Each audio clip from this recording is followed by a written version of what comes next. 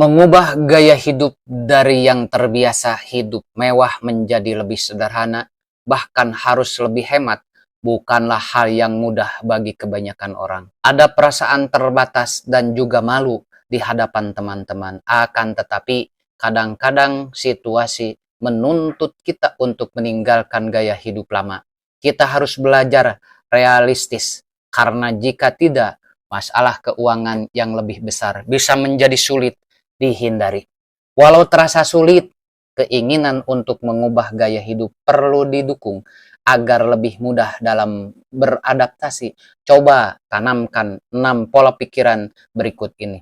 Sebelum ke materi selanjutnya, bagi yang like dan share, saya doakan semoga sehat selalu dan rezekinya semakin lancar. Pertama, hemat bukan berarti miskin. Keputusan untuk mulai berhemat adalah langkah yang diambil agar terhindar dari kemiskinan. Mungkin tabungan sudah mulai berkurang, tetapi selama masih ada yang bisa diselamatkan, lakukanlah. Bahkan jika jumlah tabungan masih cukup, jangan tunda keinginan untuk mengubah gaya hidup. Lebih baik beralih dengan kesadaran sendiri daripada harus dipaksa ketika tidak ada lagi uang di tangan. Kedua, memang selalu ada yang harus diprioritaskan dalam hidup ini. Memutuskan untuk mengubah gaya hidup menunjukkan bahwa kamu paham apa yang perlu diprioritaskan saat ini. Apakah itu untuk rencana memiliki rumah sendiri, memulai berkeluarga, atau menabung demi pendidikan anak. Kamu tak bisa lagi hanya bersenang-senang dan fokus pada diri sendiri. Seiring bertambahnya usia, tanggung jawab pun ikut bertambah. Jadi jangan abaikan pentingnya menetapkan prioritas dalam hidupmu. Ketiga, rasa malu hidup sederhana tak akan menyelamatkan dari masalah keuangan Anda. Jika perlu merasa malu, lebih baik malu ketika akhirnya terjebak dalam masalah keuangan yang sebenarnya masih bisa dicegah. Bayangkan apa yang orang pikirkan jika kamu yang dikenal dengan gaya hidup mewah tiba-tiba harus mencari pinjaman di sana-sini. Mampukah kamu menghadapi rasa malu yang jauh lebih besar itu? Rasa malu karena menurunkan gaya hidup jauh lebih ringan dengan menjalani hidup yang lebih sederhana. Kamu masih memiliki kendali penuh atas dirimu.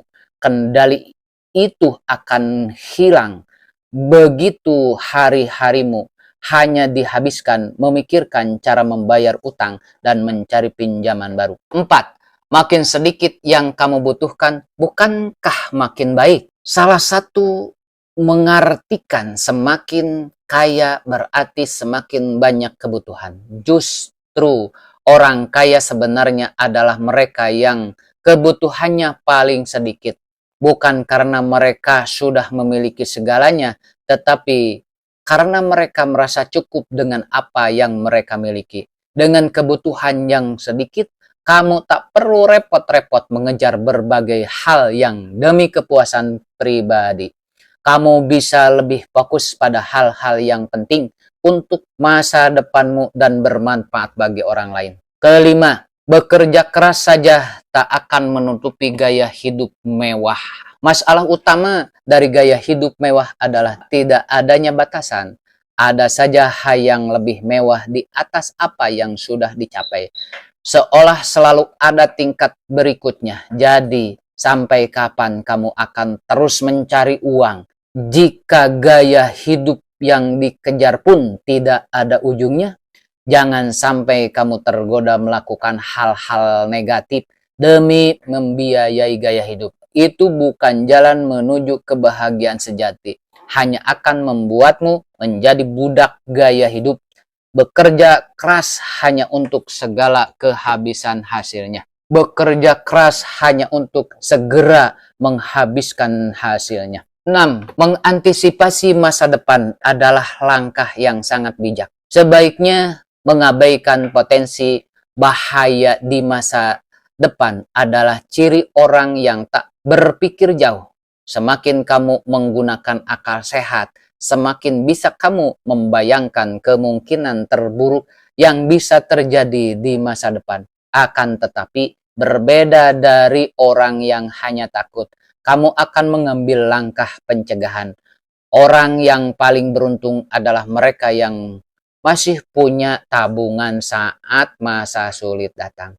Jika keenam pola pikir di atas sudah tertanam dalam diri, kamu akan lebih ringan menjalani perubahan gaya hidup. Proses ini bahkan akan memberi makna kehidupan dan kebahagiaan yang lebih mendalam. Itulah yang bisa saya sampaikan. Semoga isi video ini bisa bermanfaat untuk kita semua, umumnya untuk bangsa Indonesia tercinta ini.